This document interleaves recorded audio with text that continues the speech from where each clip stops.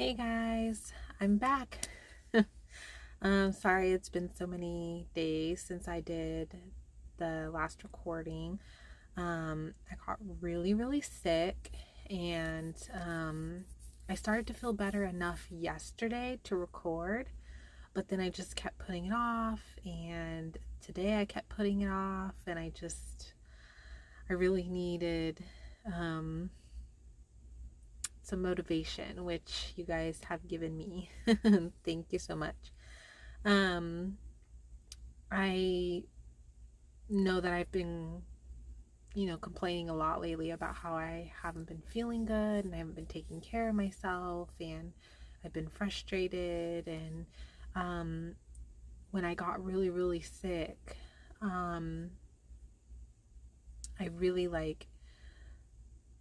prayed really hard for a couple days there, about various things, but basically, just asking God for his help, um, into figuring out what I can do, realistically to start making changes in my life, give me ideas, options, guidance, things like that. And it's so crazy. Like the following day, I just was bursting with ideas of things that I could do to help myself eat better, make changes.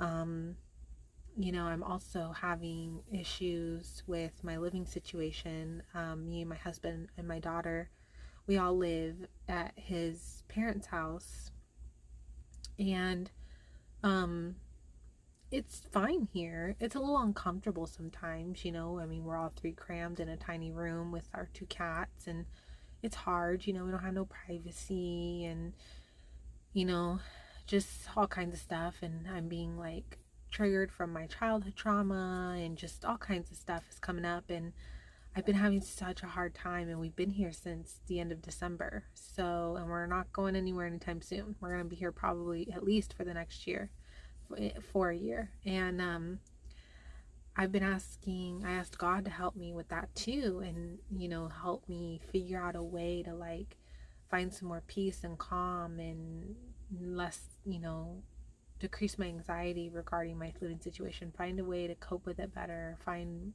better ways to see things better, find a way to get past my triggers and be present more and be more appreciative of the blessing that I do have, that I get to live here and we're okay, and we have a roof over our head. We have his family to help me and the baby while my husband works full time and goes to school full time. And I mean, we are really blessed, and he's been helping me with that too.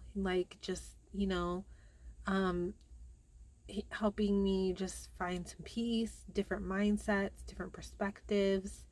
And it'll be one thing particular will happen that happens all the time, and then he just all of a sudden, the day after I prayed asking for help with this, it's all these thoughts and um, things that I had never thought of before, were popping in my head. And I was like, oh, that's a good way to look at it, or that's a good solution, or that's a good option, or that's a good way to go about fixing this, and or having this perspective on it. And um, when they say ask and you shall receive, my experience so far since I've been praying for the past month is um very accurate.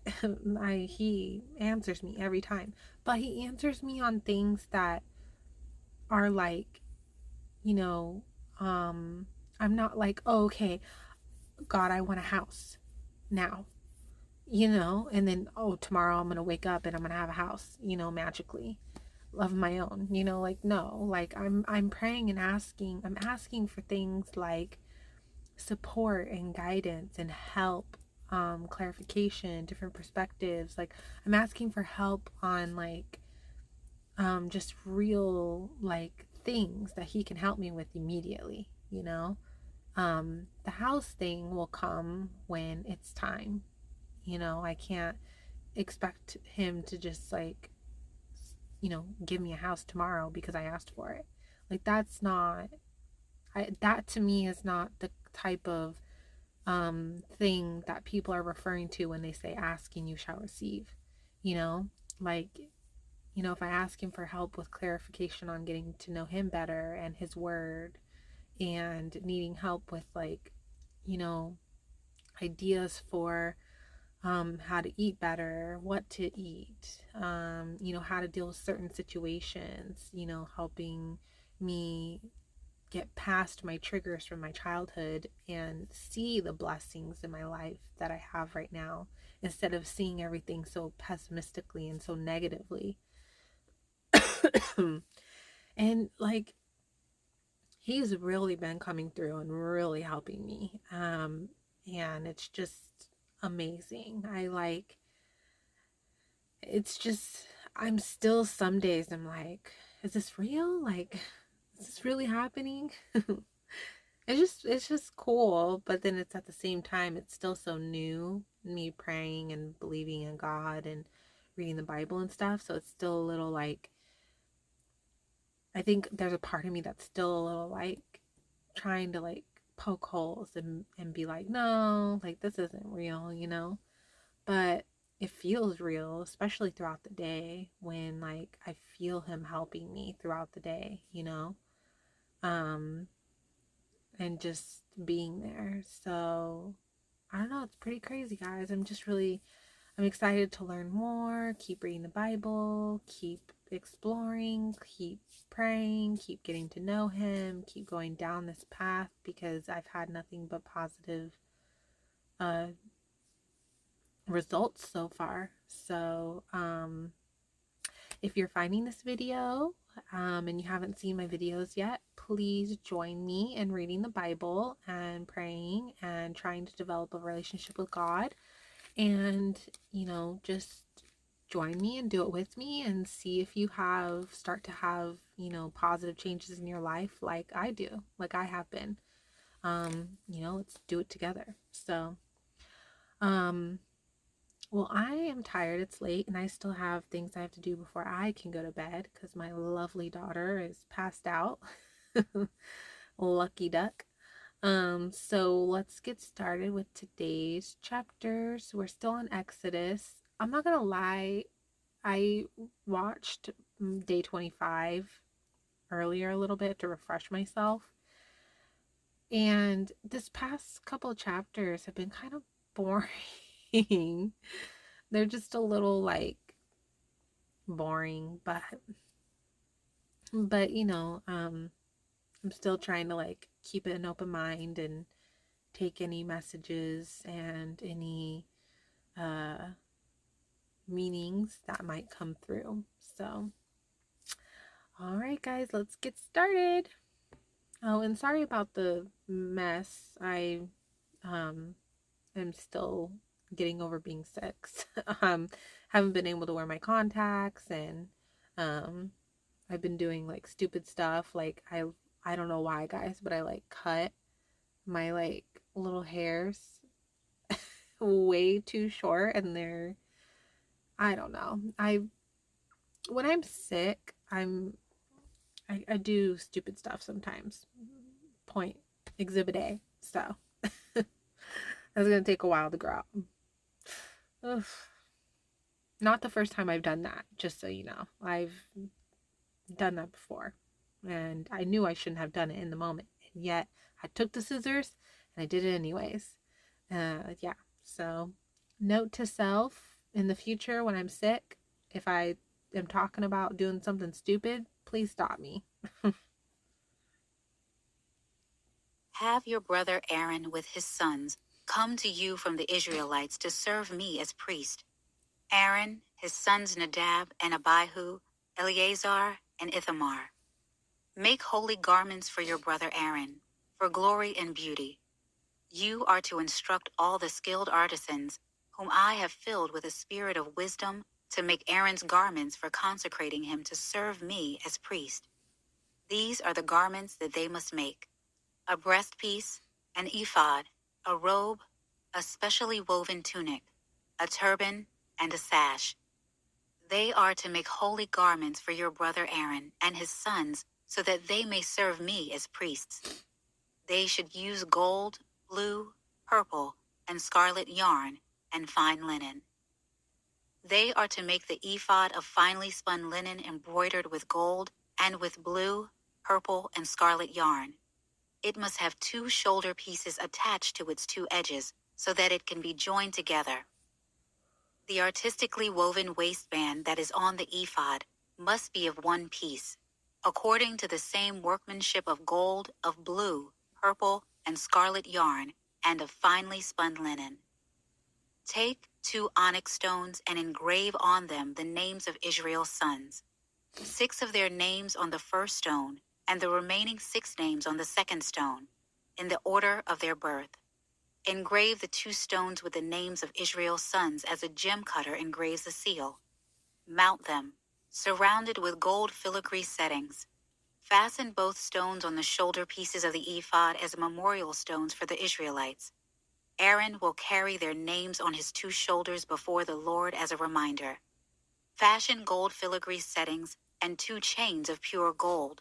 You will make them of braided cord work and attach the cord chains to the settings. You are to make an embroidered breastpiece for making decisions. Make it with the same workmanship as the ephod. Make it of gold, of blue, purple, and scarlet yarn, and of finely spun linen. It must be square and folded double, 9 inches long and 9 inches wide. Place a setting of gemstones on it, 4 rows of stones. The first row should be a row of carnelian, topaz, and emerald. The second row, a turquoise, a lapis lazuli, and a diamond. The third row, a jacinth, an agate, and an amethyst. And the fourth row, a beryl, an onyx, and a jasper. They should be adorned with gold filigree in their settings. The 12 stones are to correspond to the names of Israel's sons. Each stone must be engraved like a seal, with one of the names of the 12 tribes. You are to make braided chains of pure gold cord work for the breastpiece. Fashion 2 gold rings for the breastpiece and attach them to its 2 corners. Then attach the 2 gold cords to the 2 gold rings at the corners of the breastpiece. Attach the other ends of the 2 cords to the 2 filigree settings, and in this way attach them to the ephod shoulder pieces in the front. Make 2 other gold rings, and put them at the 2 other corners of the breastpiece on the edge that is next to the inner border of the ephod. Make 2 more gold rings, and attach them to the bottom of the ephod's 2 shoulder pieces on its front, close to its seam, and above the ephod's woven waistband. The artisans are to tie the breastpiece from its rings to the rings of the ephod with a cord of blue yarn, so that the breastpiece is above the ephod's waistband and does not come loose from the ephod. Whenever he enters the sanctuary, Aaron is to carry the names of Israel's sons over his heart on the breastpiece for decisions, as a continual reminder before the Lord. Place the Urim and the Thummim in the breastpiece for decisions, so that they will also be over Aaron's heart whenever he comes before the Lord. Aaron will continually carry the means of decisions for the Israelites over his heart before the Lord. You are to make the robe of the ephod entirely of blue yarn. There should be an opening at its top in the center of it. Around the opening, there should be a woven collar with an opening like that of body armor, so that it does not tear. Make pomegranates of blue, purple, and scarlet yarn on its lower hem and all around it. Put gold bells between them all the way around, so that gold bells and pomegranates alternate around the lower hem of the robe. The robe will be worn by Aaron whenever he ministers, and its sound will be heard when he enters the sanctuary before the Lord, and when he exits, so that he does not die. You are to make a pure gold medallion and engrave it, like the engraving of a seal, holy to the Lord. Fasten it to a cord of blue yarn so it can be placed on the turban. The medallion is to be on the front of the turban. It will be on Aaron's forehead, so that Aaron may bear the guilt connected with the holy offerings that the Israelites consecrate as all their holy gifts. It is always to be on his forehead, so that they may find acceptance with the Lord. You are to weave the tunic from fine linen. Make a turban of fine linen, and make an embroidered sash. Make tunics, sashes, and headbands for Aaron's sons to give them glory and beauty. Put these on your brother Aaron and his sons, then anoint, ordain, and consecrate them, so that they may serve me as priests. Make them linen undergarments to cover their naked bodies. They must extend from the waist to the thighs. These must be worn by Aaron and his sons whenever they enter the tent of meeting or approach the altar to minister in the sanctuary area, so that they do not incur guilt and die. This is to be a permanent statute for Aaron and for his future descendants. This is what you are to do for them to consecrate them to serve me as priests. Take a young bull and 2 unblemished rams, with unleavened bread, unleavened cakes mixed with oil, and unleavened wafers coated with oil. Make them out of fine wheat flour. Put them in a basket and bring them in the basket, along with the bull and 2 rams. Bring Aaron and his sons to the entrance to the tent of meeting, and wash them with water.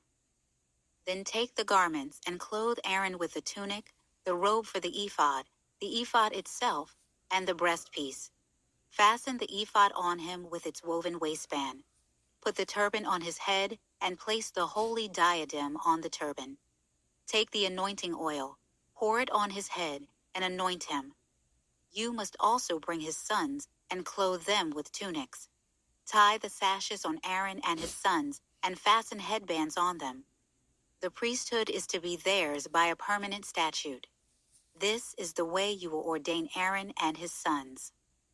You are to bring the bull to the front of the tent of meeting, and Aaron and his sons must lay their hands on the bull's head. Slaughter the bull before the Lord at the entrance to the tent of meeting. Take some of the bull's blood and apply it to the horns of the altar with your finger. Then pour out all the rest of the blood at the base of the altar. Take all the fat that covers the entrails, the fatty lobe of the liver, and the 2 kidneys with the fat on them, and burn them on the altar. But burn the bull's flesh, its hide, and its waste outside the camp. It is a sin offering. Take 1 ram, and Aaron and his sons are to lay their hands on the ram's head. You are to slaughter the ram. Take its blood and splatter it on all sides of the altar. Cut the ram into pieces. Wash its entrails and legs, and place them with its head and its pieces on the altar. Then burn the whole ram on the altar. It is a burnt offering to the Lord. It is a pleasing aroma, a food offering to the Lord. You are to take the 2nd ram, and Aaron and his sons must lay their hands on the ram's head. Slaughter the ram, take some of its blood, and put it on Aaron's right earlobe, on his sons' right earlobes, on the thumbs of their right hands, and on the big toes of their right feet. Splatter the remaining blood on all sides of the altar. Take some of the... Guys, this is like weird. I mean, am I the only one that thinks that this is a little weird? I mean, I know the past couple like chapters he's been like very specific about like, okay, do this with the curtains and do this with the tabernacle and the yarn and the gold pieces and all of that. But like now this is like a little weird. I mean, we're doing some real blood sacrificing here. Yeah. I mean, I don't know if I think it's weird just because of like the time that we live in, and maybe like back then, maybe this wasn't weird to them. But I don't know, guys. I'm just sitting here like, what is going on? Blood that is on the altar, and some of the anointing oil, and sprinkle them on Aaron and his garments, as well as on his sons and their garments.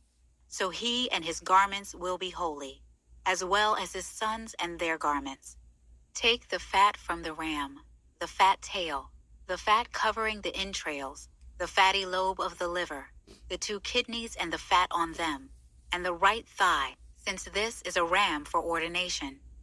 Take 1 loaf of bread, 1 cake of bread made with oil, and 1 wafer from the basket of unleavened bread that is before the Lord, and put all of them in the hands of Aaron and his sons, and present them as a presentation offering before the Lord. Take them from their hands and burn them on the altar on top of the burnt offering, as a pleasing aroma before the Lord. It is a food offering to the Lord. Take the breast from the ram of Aaron's ordination, and present it as a presentation offering before the Lord. It is to be your portion. Consecrate for Aaron and his sons the breast of the presentation offering that is presented and the thigh of the contribution that is lifted up from the ram of ordination. This will belong to Aaron and his sons as a regular portion from the Israelites, for it is a contribution. It will be the Israelites' contribution from their fellowship sacrifices, their contribution to the Lord. The holy garments that belong to Aaron are to belong to his sons after him, so that they can be anointed and ordained in them. Any priest who is one of his sons and who succeeds him and enters the tent of meeting to minister in the sanctuary must wear them for 7 days. You are to take the ram of ordination and boil its flesh in a holy place.